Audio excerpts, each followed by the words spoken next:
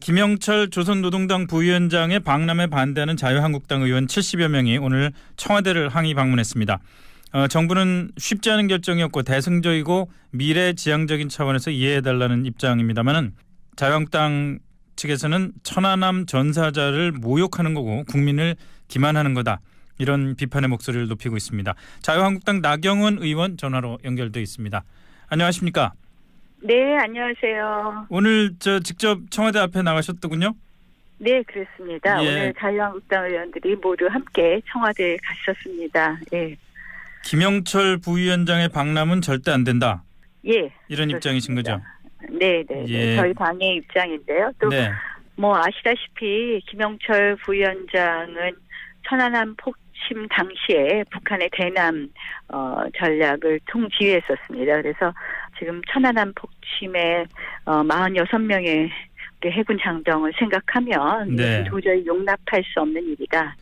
오늘 국정원이 천안함 폭침을 김영철이 명확하게 지시한 건 아니다. 이렇게 국회에서 밝혔던 모양인데요. 그 입장에 대해서는 인정을 하십니까? 2010년 천안함이 폭침되고 나서 많은 그 의혹을 제기했었죠. 네. 그래서 이제 그해 5월에 이 국제민군합동조사단에서 이것이 북한의 소행이라는 것을 명백히 해줬고요. 그랬죠. 그해 11월에 국회 국방위원회 김태형 장관이 출석해서 그 당시 이제 연평도 포격으로 이루어진 그 긴급 회의였는데요. 네. 그 당시에 이제 이런 질문을 했습니다. 이 천안함 폭침의 주범이라고 알려진 김격식, 김영철 등이 이 연평도 포격도 주도한 것으로 보여지느냐 하고 했을 때 네라고 대답을 했습니다. 예. 그래서 국방부가 공식적으로 지정해서 이야기를 하지는 않았지만 그 당시에 이미 사실상 그러한 자리에 있었기 때문에 주범이라고 지명을 했었던 것이고요. 예. 또 그 이후에도 통일부의 이 북한 관련 정보 사이트에 보면 서해의 도발 관련 자로 김정은, 김영철이 나열되어 있습니다. 그래서 사실상 이것을 그 당시에 공식적인 이 발표문에 있었느냐 없었느냐가 중요한 것이 아니라 그 당시에 대남 정책을 총괄했던 정찰 총국장이었기 때문에 당연히 천안함 주범이라고 저희는 보는 것이죠. 예. 네. 물론 그 천안함 피해 장병의 가족분들은 말할 것도 없고 많은 국민이 김영철 부위원장이 내려오는 거에 대해서 분개하고 지금 말씀하신 것 같은 그런 책임 문제에 대한 그 지적을 하시는 걸로 알고 있는데 그렇다면 말이죠. 그 김영철 부위원장이 2014년에 남북 군사회담을 위해서 판문점 회담을 하러 왔을 때 북측 대표로 왔잖아요. 그때 네, 그렇습니다. 당시에는 새누리당이었습니다마는 새누리당이 환영 입장을 냈더라고요.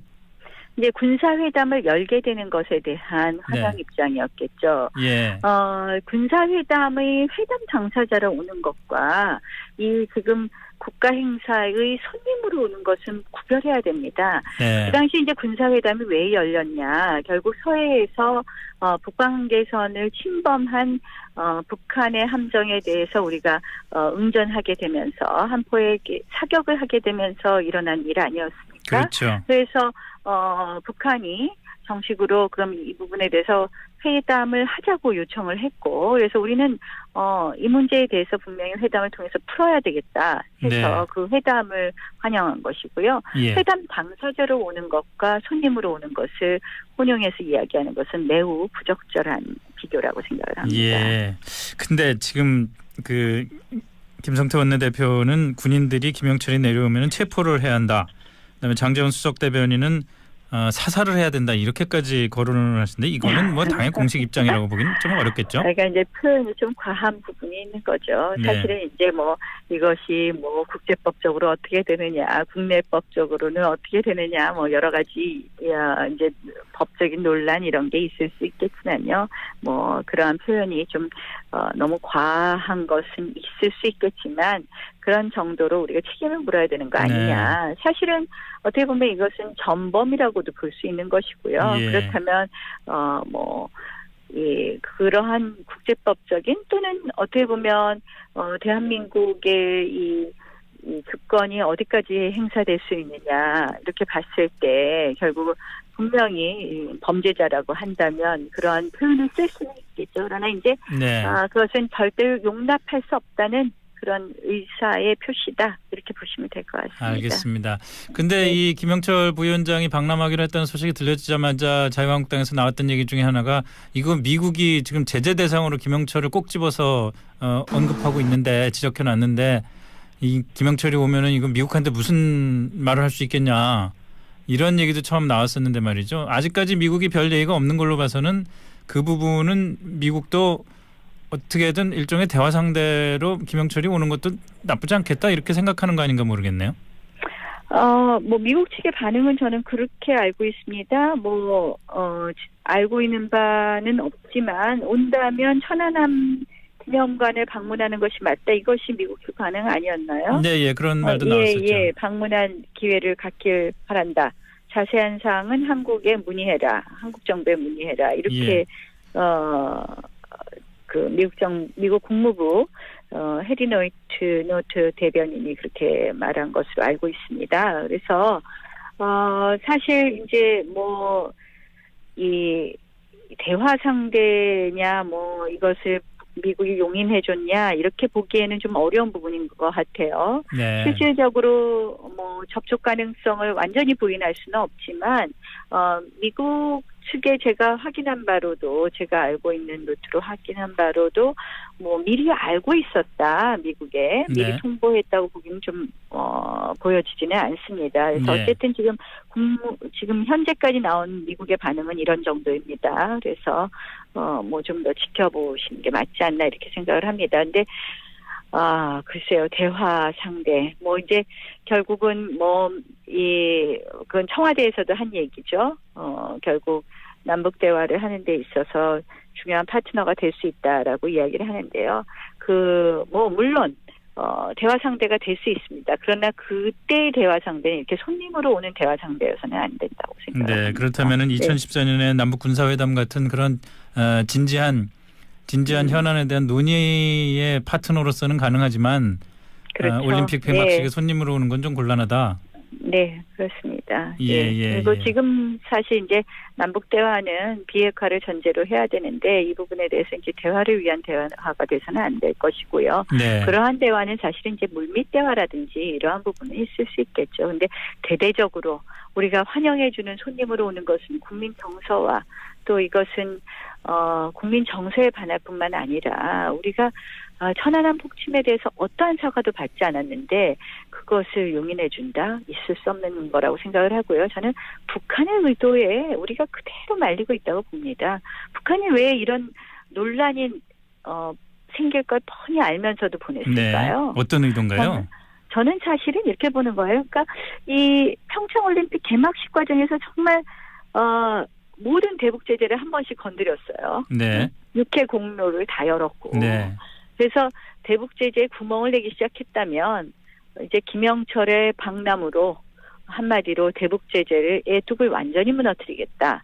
또 오리사 조치의 해제를 시작해 보겠다. 네. 이런 의도로밖에 보이지 않고요. 그래서 결국 이 북한의 의도대로 대한민국 정부가 너무 이 장단을 맞춰주는 것 아닌가 이렇게 생각을 합니다.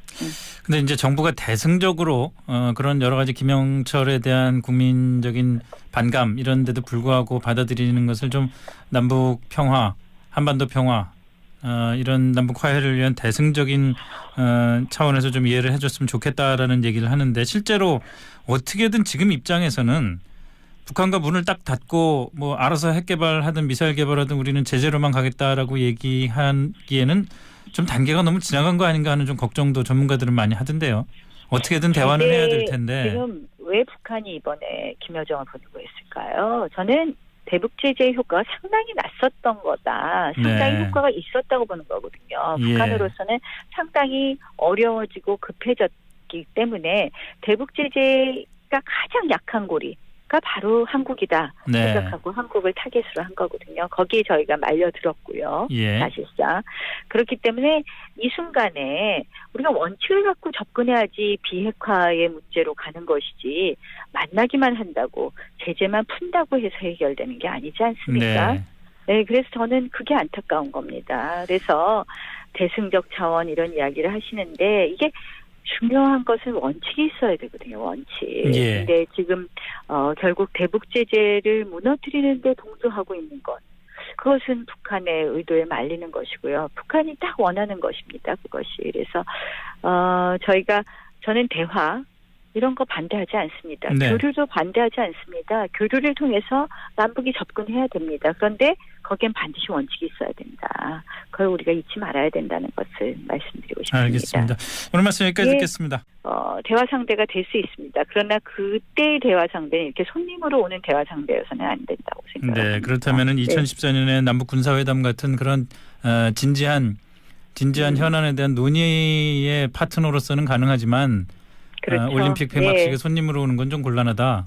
네, 그렇습니다. 예. 그리고 지금 사실 이제 남북 대화는 비핵화를 전제로 해야 되는데 이 부분에 대해서 이제 대화를 위한 대화가 돼서는 안 될 것이고요. 네. 그러한 대화는 사실은 이제 물밑 대화라든지 이러한 부분은 있을 수 있겠죠. 근데 대대적으로 우리가 환영해주는 손님으로 오는 것은 국민 정서와 또 이것은 국민 정서에 반할 뿐만 아니라 우리가 천안함 폭침에 대해서 어떠한 사과도 받지 않았는데 그것을 용인해준다? 있을 수 없는 거라고 생각을 하고요. 저는 북한의 의도에 우리가 그대로 말리고 있다고 봅니다. 북한이 왜 이런 논란이 생길 걸 뻔히 알면서도 보냈을까요? 네. 어떤 의도인가요? 저는 사실은 이렇게 보는 거예요. 그러니까 이 평창올림픽 개막식 과정에서 정말 모든 대북 제재를 한 번씩 건드렸어요. 네. 육해 공로를 다 열었고. 네. 그래서 대북 제재에 구멍을 내기 시작했다면 이제 김영철의 방남으로 한마디로 대북 제재를 애뚝을 완전히 무너뜨리겠다. 또 오이사 조치의 해제를 시작해 보겠다. 네. 이런 의도로밖에 보이지 않고요. 그래서 결국 이 북한의 의도대로 대한민국 정부가 너무 이 장단을 맞춰주는 것 아닌가 이렇게 생각합니다.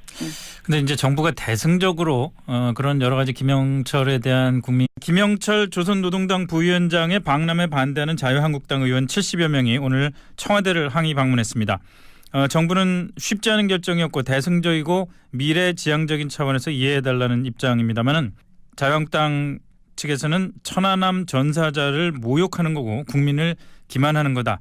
이런 비판의 목소리를 높이고 있습니다. 자유한국당 나경원 의원 전화로 연결돼 있습니다. 안녕하십니까? 네, 안녕하세요. 오늘 직접 청와대 앞에 나가셨더군요? 네, 그렇습니다. 예. 오늘 자유한국당 의원들이 모두 함께 청와대에 갔었습니다. 예. 김영철 부위원장의 방남은 절대 안 된다. 예. 이런 입장이신 거죠? 네. 예. 저희 당의 입장인데요. 또 네.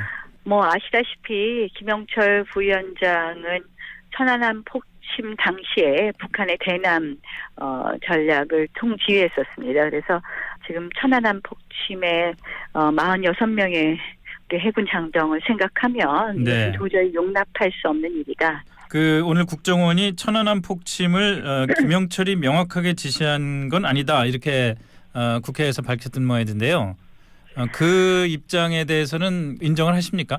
2010년 천안함이 폭침되고 나서 많은 그 의혹을 제기했었죠. 네. 그래서 이제 그해 5월에 이 국제민군합동조사단에서 이것이 북한의 소행이라는 것을 명백히 해줬고요. 그랬죠. 그해 11월에 국회 국방위원회에 김태형 장관이 출석해서 그 당시 이제 연평도 포격으로 이루어진 그 긴급 회의였는데요. 네.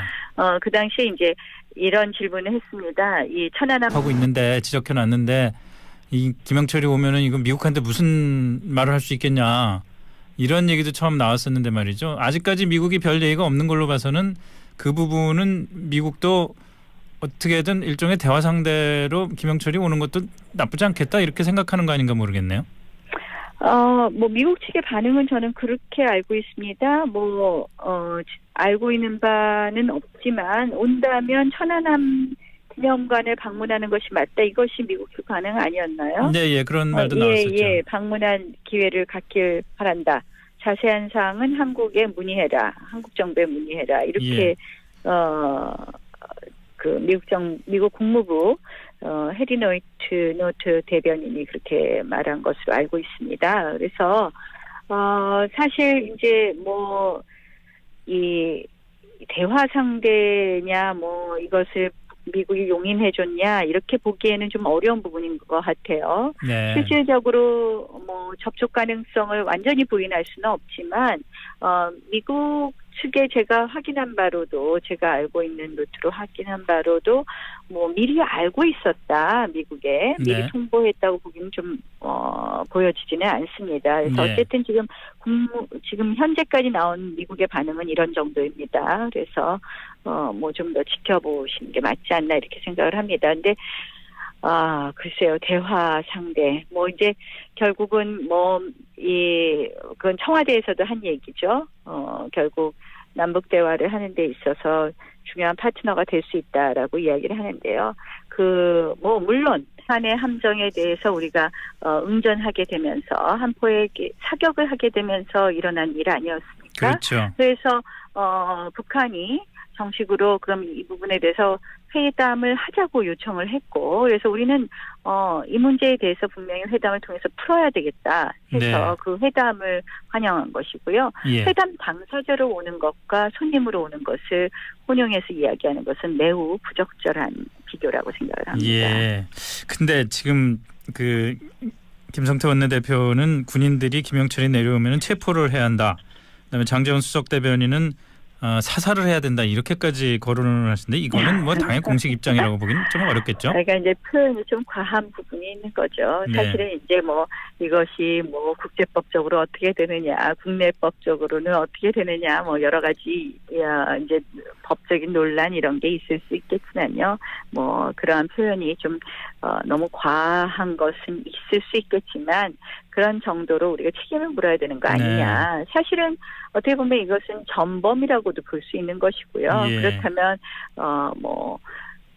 그러한 국제법적인 또는 어떻게 보면 대한민국의 이 주권이 어디까지 행사될 수 있느냐 이렇게 봤을 때 결국 분명히 범죄자라고 한다면 그러한 표현을 쓸 수는 있겠죠. 그러나 이제 네. 그것은 절대로 용납할 수 없다는 그런 의사의 표시다 이렇게 보시면 될 것 같습니다. 알겠습니다. 근데 네. 이 김영철 부위원장이 방남하기로 했다는 소식이 들려지자마자 자유한국당에서 나왔던 얘기 중에 하나가 이거 미국이 지금 제재 대상으로 김영철을 꼭 집어서 언급. 폭침의 주범이라고 알려진 김격식, 김영철 등이 이 연평도 포격도 주도한 것으로 보여지느냐 하고 했을 때 네라고 대답을 했습니다. 예. 그래서 국방부가 공식적으로 지정해서 이야기를 하지는 않았지만 그 당시에 이미 사실상 그러한 자리에 있었기 때문에 주범이라고 지명을 했었던 것이고요. 예. 또 그 이후에도 통일부의 이 북한 관련 정보 사이트에 보면 서해의 도발 관련 자로 김정은, 김영철이 나열되어 있습니다. 그래서 사실상 이것을 그 당시에 공식적인 이 발표문에 있었느냐 없었느냐가 중요한 것이 아니라 그 당시에 대남 정책을 총괄했던 정찰 총국장이었기 때문에 당연히 천안함 주범이라고 저희는 보는 것이죠. 예. 네. 물론 그 천안함 피해 장병의 가족분들은 말할 것도 없고 많은 국민이 김영철 부위원장이 내려오는 거에 대해서 분개하고 지금 말씀하신 것 같은 그런 책임 문제에 대한 지적을 하시는 걸로 알고 있는데 그렇다면 말이죠. 김영철 부위원장이 2014년에 남북 군사회담을 위해서 판문점 회담을 하러 왔을 때 북측 대표로 왔잖아요. 그때 그렇습니다. 당시에는 새누리당이었습니다마는 새누리당이 환영 입장을 냈더라고요. 이제 군사회담을 열게 되는 것에 대한 환영 입장이었겠죠. 예. 군사회담의 회담 당사자로 오는 것과 이 지금 국가 행사의 손님으로 오는 것은 구별해야 됩니다. 네. 그 당시 이제 군사회담이 왜 열렸냐? 결국 서해에서 북방계선을 침범한 북한